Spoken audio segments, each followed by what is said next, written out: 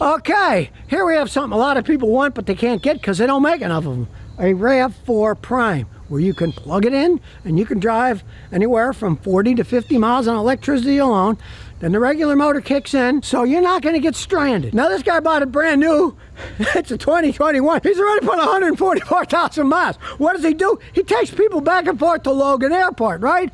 And so being a hybrid and a plug-in hybrid, he gets phenomenal gas mileage for a vehicle of this size. It's nice looking inside, so he gets a lot of people that want to ride in it. This vehicle is actually making him money. Now, so far, he told me he's had zero problems. Just changing the oil and filter, you know, that's pretty much it. Now, this is a question that people have always asked me. They say, Scotty, what's more important with electric hybrid vehicles, mileage or time? Well, in this case, it's time. Because he's putting this mileage on so fast at somewhat higher speeds, it's probably equivalent to having maybe, I don't know, 35, 40,000 miles on it, because it's all just driving. And that doesn't bother the hybrid battery. As they age, batteries decompose, right? Well, maybe 10 years from now, the battery will go. Who knows, right? But it still works perfectly fine. Now, we're going to test it with my fancy machine to see what's left of it. I'm sure there's still a lot, but we're going to test it scientifically. But overall, the main reason you can't get one is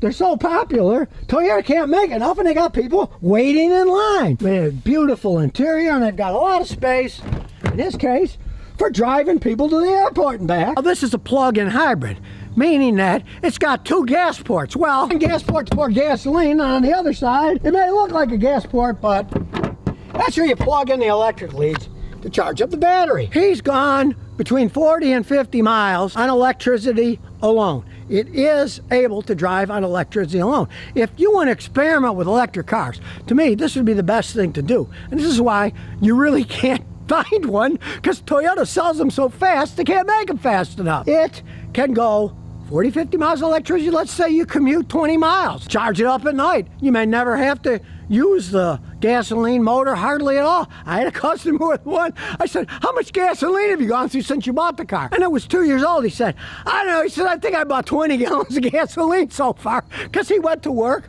It was a 20-mile commute, and he just charged it up. Now, in that case, if you do buy a vehicle like that, I'd advise you to drive it more on a highway when the battery's a little bit low, just to get the gasoline out, because gasoline will go bad over time, so you would use it once in a while. But he's taking people to the airport and stuff, so the motor's going to turn itself on anyways. He's driving all day long. You put on that kind of mileage in 2 years, let me tell you, you're driving all over the place. Now, the interesting thing about this plug-in hybrid is this. The battery is under the back seat. Most plug-in hybrids and full electric cars hide the battery under the car because of weight distribution. This 2021 has it under the back seat, which is a great idea, because if you watch it in my videos, big, heavy electric batteries that they put under the car, they'll either have a metal cover or a plastic cover, but there's plenty of holes. So if you live up north, like this guy does, Massachusetts, all that salt water that comes from the salt on the highway in the winter, or if you go to the beach, it will get in there. It will destroy the electric battery, all the 12-volt systems that turn the big voltage on, all the transformers and switches that are under there, they rust, they get corroded, and they fall apart. This baby's inside the car, sealed from the atmosphere. And that's the difference generally in Toyotas and the well-built Japanese cars. Anyway, even before they had hybrids and all that stuff, the Japanese would hide their computers inside the car where they're safe, where the Americans would put them under the hood where it's hot, rainwater would get in, and that's why you will buy computers all the time for American cars, but Toyotas, hardly ever. I think I bought 2 computers in my life for Toyotas. One was actually a Lexus, and it was a design flaw, and the other one had gone underwater in Galveston Bay. We want the battery sealed in the car, not under the car, so it's a better design to begin with. Now, when you look under the hood, if you don't like new technology, well, you'll like this, because this is actually for Toyota old technology. It's a 2.5-liter, 4-cylinder inline Atkinson cycle engine to get better gas mileage, hooked up to the high-voltage electric system to run the electric motor. You put them together, you get over 300 horsepower. It is super fast. But at the same time, he can get 39 miles a gallon on this thing driving in the fast lane and the HOV lane. Hey, you can't beat something like that. For a car that looks this good, it's got a gas mileage, and it's never broken down yet. Sure, it isn't that old, but it's got over 100-something thousand miles on it. And it's proven that this technology has been out in the Priuses for a long time, and Toyota knows what they're doing. Interestingly enough, the Primes, which is their top line ones that are plug-in hybrids, they use a lithium-ion battery. You're really better off if you get your hands on one of these to get a Prime. To me, it's just a good way to experiment. They're better built, and yeah, you're going to pay a little bit more for them, but they last so long. In his case, he's amortizing it all. It's his business vehicle, right? It's a tax write-off for him. Doesn't do anything except change the engine oil and filter. So we're going to hook our computer up and see what it says. It's got an OBD port here, just like a regular car. We'll do intelligent diagnosis, and we're talking to Toyota. Here we go. We know it's a Rav4, 144,698 miles. So we're going to look inside. Look, it's got all kinds of charging, eco, power. You get all kinds of information. It does all the CAN network. So we're going to do a smart scan and scan the whole thing. And while it's doing it, we'll see. You can do eco, you can do sport, you can do trail, you can do EV only, see how long it'll go on an electric vehicle. You can do auto EV when it'll do EV when it's the best and regular when not. We're talking about all kinds of choices in this thing. And it's got a really nice glass sunroof. Seats are very comfy. Like I say, a lot of room in the back seat. That stitching adds a bit of class, even in the armrest. Well, it's done now, and what has it found wrong? Absolutely nothing. There's nothing wrong with this thing. Even though it's got 144,000 something miles on it. Hybrid control. And you can see there's 328 data. All right. There's data up the wazoo. An insane amount of information you can get out of this thing. You can do the auxiliary battery and the regular battery. Before trips, after trips. Voltage of the hybrid battery. You look at the hybrid state of charge. In this case, 72.15%. He's been driving a little, 1280 watts. Now, there's absolutely nothing wrong with this, but as you see, if there is a problem, you can do all kinds of actuation tests, activate the water pump, control the motor, cooling oil pump, do a compression test of the engine, because it does have a regular engine. And it's got a bunch of special functions too. Inspection mode, check mode, EV, cruising range reset, coolant replacement. Of course, a machine like this will do ADAS calibration in case you get in a wreck. And the work has to be done to the bumpers and the sensors. You can recalibrate it using one of these machines. So here we go, it's running. You can see it's got a nice backup camera and it makes a strange noise. Now, they have to make noise when they're going under 20. I don't know why they don't have to make car noises, but it is a nice backup camera. You can really see things here. Normally, I wouldn't go this fast, but this one I trust. But I will have to look to see if my neighbor's coming, because he's on the side. Extremely quiet, but it's like a Rav4 on steroids, of course, because it has over 300 horsepower. We'll go over the bump. It's relatively high. We don't really have to worry about anything. And you can see it's showing the whole thing. Eco, and if we floor it, of course, turns the motor on and power.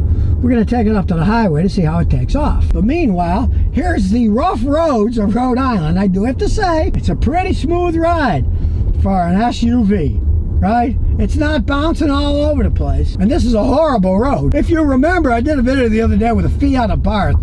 I think it knocked a couple of fillings out of my teeth, but this thing, hey, it's a decent ride for this bumpy road. So here we go. Give it a little acceleration test. We'll give it some gas.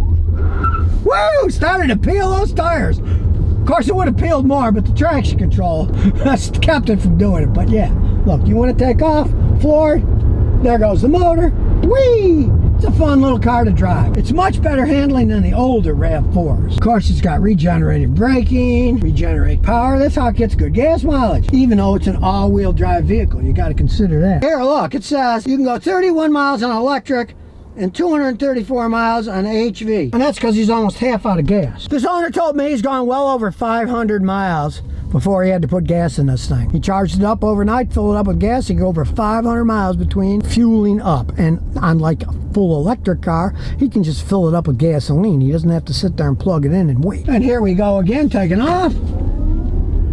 Nice whiz. If I was gonna buy a plug-in hybrid, this is definitely the one I'd buy. But of course, I'm too cheap, so oh, maybe I'll buy one when it's used.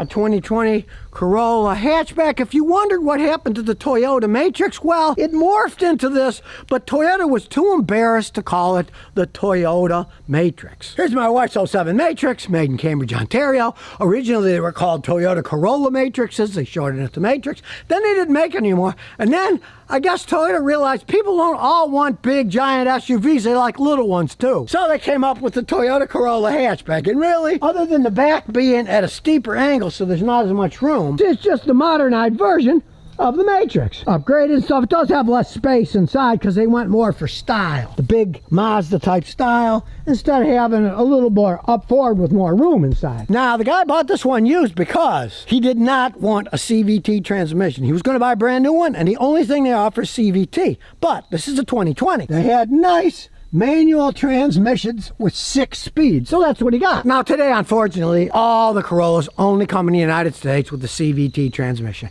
I'm not personally a fan. They're cheaper to make. Now my son has a Corolla S with the CVT, loves it. Lots of pickup, he says, gets great gas mileage. I don't like them because they are cheaper to make. I don't particularly like the way they feel. So if I had to get a new car, if somebody smashed into one of our Toyotas or a Lexus, I would be in a quandary because I really like this car. Fit a lot of stuff in it. We moved back between Tennessee and Rhode Island, but I can only get it in a CVT, where that would probably make me end up buying either a Rav4 with a conventional 4-cylinder engine or a Toyota Camry with a conventional 4-cylinder engine, because they still have conventional automatic transmissions. Now you might wonder, how come those still have the automatics and these are CVTs? Well, the answer's simple, really, because the CVTs are cheaper to make and this is a less expensive car. You'll notice that more expensive cars today, most of them still have real automatic transmissions. They don't have CVT transmissions in them because the people don't like the way they feel, the way they go. And since the Toyota automatic transmissions last so long, why you'd want to switch to a CVT transmission is beyond me. But you would have no choice today. If you get a standard, it's going to have to be a used one. If you want a new one, it's going to be a CVT. Now, as far as I'm concerned, Toyota makes the best CVT transmissions in the world. But still, I just don't personally like them. They are cheaper to make, and of course, if something's cheaper to make, generally they don't last as long. They make the CVTs for better gas mileage, right? Well, this guy's got the 6-speed. If he's driving 50 miles an hour, he's gotten over 50 miles a gallon. Now, he normally drives it, like when he came here, 80, 85 miles an hour, but he's still got 41 miles a gallon because manual transmission. A CVT in one of these will not get 50-something miles a gallon. They're rated at 41. This one gets 41 going 85, but going 50, 55, they can get over 50 miles a gallon. There's a big advantage to having standard transmissions, or manual transmissions, than there is having a CVT. The CVTs, yeah, they're efficient, but only to a point. When you look under the hood, we have Toyota's modern 4-cylinder engine. It is a 2-liter engine, and it is Toyota's masterpiece of design that it's got regular fuel injectors, and it also has GDI fuel injectors. That's how this thing can get 50 miles a gallon going 55 miles an hour with a standard transmission. It puts out more horsepower than the Matrix. The Matrix is only 126, and it's a 1.8-liter engine with just conventional fuel injection. Hey, I mean, the thing is 17 years old. They certainly go forward in time. You got more horsepower, and you get better gas mileage, so you really can't beat that. Now, this is a baby.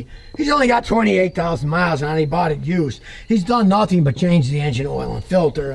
Toyota, I had that Rav4 Prime here the other day. It had 160, and the only thing the guy changed on it was the engine oil and filter and the air filter. You know, I mean, these things are well made. There's no arguing that. Of course, when you look at the old Matrix from 07, this 2020 is quite a bit more stylish. You know, there's no arguing that. Yeah, it's got a little bit smaller trunk in the back, but it's got a lot more style to it. As we look inside, it's got more comfortable bucket seats, and I personally go for plain old upholstery. This stuff will last forever. Now, as you can see, the back seat, yes, it's smaller than the Matrix. The Matrix has much more legroom because this is a little bit less squat vehicle, but don't think it's a tinny-made car. It's a pretty solid built car. As you can see, as we open the door, where was this baby made? Made in Japan, that's what you want. You get a car in this price range that's made in Japan that'll probably last 300, 400, 500,000 miles. It certainly would be a wise choice for you. Now, of course, 96% of Americans drive automatic transmissions, so most people are going to buy the CVT transmission. Like I said, Toyota does probably make the best CVT transmissions in the world. They're not like the Jatco crap that Nissan manufactures and puts in lots of other manufacturers' cars. They buy the transmissions from them, put it in their own models. They're not that Jatco garbage. They're Aisin, Toyota makes them, and they are good for what they are. They're just cheaper to make, and from my experience, they do not last as long. I have seen, like this Matrix, which really is a Toyota Corolla Matrix, right? Corollas, Camrys, automatic transmissions, 500,000 miles. All they did was change the fluid and filter every once in a while, and they were still shifting pretty good. They're going to last a long time. Why they go to CVTs? They don't last as long. It's just a fact. You know, I mean, they don't want to build cars that last forever. Although, maybe this 6-speed manual transmission will last forever. But as I said, you can't buy them anymore. They don't sell them in the United States. They only sell the CVTs. Wonder where he found this used Toyota. He bought it at a Ford dealer. He listened to me, you know. I tell people, go to a different dealer and buy their other cars that they took as trade-ins, because they can't give you this best car in the world stuff because it was a Ford dealer. They don't want their salesmen putting down Fords because that's what their business is, right? So, hey, it's a good way to buy them. Okay, now, even the owner doesn't like to push to start, but that's what it came with, so everything is that way these days. So we will turn it on. We're not going to start it because we're going to analyze it. Detected it. Okay. We got a Toyota. Standalone diagnosis. And pretty fast because it's a new car. Now it does the topology, does all the CAN system, so as it's scanning, we'll take a look around. Now, yes, it has the electric parking brake, which I don't like, but they're all going to that crap. And it does have that screen that, to me, is a little intrusive. It kind of looks like they glued it in instead of building it in. It's like an afterthought. You know, they could have done a little bit better job integrating. It works fine and everything, but to me, it's kind of a distraction. And, of course, it's got all the bells and whistles for intelligent cruise control. Thanks to control on your steering wheel. Nice shaped steering wheel. A little chrome and black. Black interior. Doesn't have a sunroof. It's a Corolla. It does have codes, but I don't think it's going to be much of anything because the big things are all green. The telematics. Well, let me tell you, telematics, yeah, I can tell you things about that. Too much telematics, too much of this wireless communications, and things often screw up. We'll see what this says. User all communication codes. Lost communication with body control. Missing message. Lost communication with instrument panel cluster. Missing message. Lost communication with navigation control. Module. Missing message. You get all kinds of information about that. Lost communication with body control module. The BCM is not receiving or sending a signal. The harness could be weak. Yet everything's working on this car. This is the problem with all modern cars. They have so much baloney communication going on that even a Toyota has 3 stupid little codes for lost communication. I see this all the time, more and more, even in Toyotas. It doesn't mean anything whatsoever. Now, he bought this thing used. A lot of times, when they sat on the lot, if the battery got too low, guess what happens? The BCM loses communication because the voltage is too low. So it could easily been that. Now, we're just going to erase it before we take it for a road test, because it easily could have been just low battery voltage. See, it erased it, so it's not a permanent code. Now, we're going to start her up,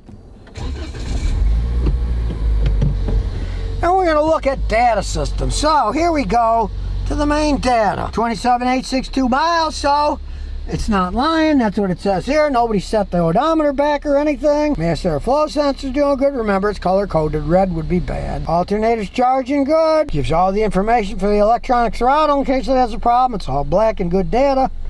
This doesn't have any problems. Shows you the BM voltage module, and hey, you know, it's fine. It's not like it's running out of electricity now. I'm assuming the battery was just low from it sitting on a lot to trip those codes. See, the high side, it does have the GDI. It shows you the target fuel pressure, and it even shows you what's going on with the regular fuel injectors to the port fuel injectors. Shows you how many grams of fuel it's using per second. And there's a lot of data on these things. And of course now it's idling, so it shows you that it's the port mode. If we were driving around, it would switch back to the GDI back and forth. It's a rather complex system, but when it's working, it works quite well. Valve timing information, that's all fine too. Shows you the temperature of the catalytic converter. Shows you that it has 0 misfire counts, which isn't surprising. These things can run forever. Information, as you can see, goes on and on and on. It even shows you the electric water pump speed, the actual speed versus the target speed, and it's pretty close. 800, 775 RPMs. Here's a lot of information. Something ever does go wrong, a guy like me with a machine like that's going to be able to pinpoint it fast. Here we go. We got to turn the parking brake off and get the interlock, put it in reverse. And although I don't like where the screen is, it's a nice big screen, so backing up is pretty easy with this thing. And as you can see here, he was driving 85 miles an hour, so we only got 41.3 miles a gallon coming here. Now here comes the test of the Rhode Island, horrendous roads, all bumpy, and really, I gotta say, for a car this small, it takes these bumps pretty good. Hey, it's taking them better than the last Honda I tried out. It was a lot stiffer, and this actually has a pretty good ride. I got to admit, it probably rides about 200% better than my Matrix, which bounces all over the place, but it runs forever. Now, they've really changed the suspension on this modern one. It rides much better than the Matrix. It's much higher tech than the old one. It still handles really well too, but it's a lot smoother ride. We're waiting for things to clear out. They're clearing out. Here we go. Yep, you heard a little rubber going there. Hey, it's a zippy little car. Realize it is a manual transmission. The CVTs are not zippy like this. Nowhere near as zippy. This is a lot more fun to drive. The manual transmission. That handles great, smooth ride, really. This thing has a range of more than 500 miles if you take it conservative. They can go a long way in between filling it up. You do not get range anxiety with this car at all. The only people who get range anxiety are the guys who own the gas stations, and they're mad because you don't stop in and buy gas very often. These things sell like hotcakes because people do want little ones, and they found that out, and now they went back to making them in Japan. So at least from that perspective, these are still made in Japan. The best made cars. And for the price of these, you can get your hand on one of them. But like I said, if you don't want a CVT, you gotta get an older one, because they only had the manual transmissions up to a couple years ago. Then they all went to CVTs and the Corollas. Not a fan. I mean, they're still good CVTs as far as CVTs go, but you know, I don't like them. These things are generally anywhere from 15 to 20 grand less than the price of an average new car these days if you buy it new. So you're getting a pretty good deal if you're looking for something like this. It's a brand new 2023 Toyota 4Runner 40th anniversary. As you can see from the door, the plaque, it is one of 4,040 made. Four-wheel drive, you can go high-speed two-wheel drive, high-speed four-wheel drive, low-speed two-wheel drive. As you can see, it's my favorite. It is made in Japan. It's an actual 5-speed automatic transmission, not one of those crappy CVTs. As we look under the hood, it's got struts too, but the main thing's the engine. It is a V6 engine with timing chain, and it is normally aspirated. It is not turbocharged. Now, they only made 4,040 of these. He paid $49,000 for this car. That's what they go for if you can find one. Being a 4Runner, I'm sure it'll hold its value. They always hold their value because they're solid vehicles. They said made in Japan.